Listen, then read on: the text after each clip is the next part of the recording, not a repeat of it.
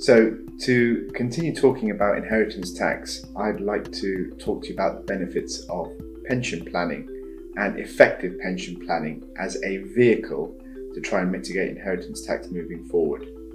Now, traditionally speaking, pensions were used as the first vehicle when people got into retirement as a way of funding their retirement income.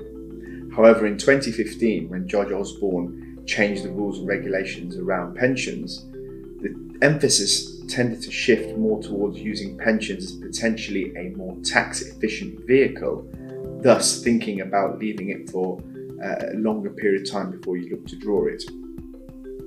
So that then leads the question as to how should you look to structure your retirement plan? Well, a lot of people I deal with have worked and built up a large portfolio of assets, maybe through ISAs or through other types of non-taxable investments. And therefore it may be worthwhile considering the use of those assets before looking to take your pension. It's also important to note that although ISAs are free of income and or capital gains tax, they're not free of inheritance tax and do make up part of your estate, and thus could be taxed at up to 40% on your demise. So how can we look to plan around making the best use of pensions? Well, ultimately, it depends on your individual circumstances. There are two different types of pensions available.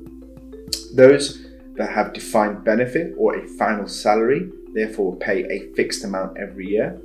And it's very difficult to try and plan around those. But where you have defined contribution pensions, effectively you have a pot of money that you've accumulated during your lifetime of work, we can look to plan that in a more clear and strategic way. However, there are things to bear in mind.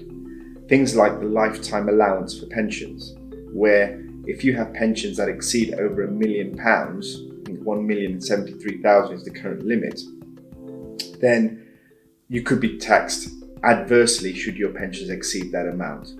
And also, it's important to note that putting money into a pension, you will only get tax relief up to 100% of your net relevant earnings. And therefore, if you have limited earnings, you can only put in a limited amount in your pension to get tax relief on.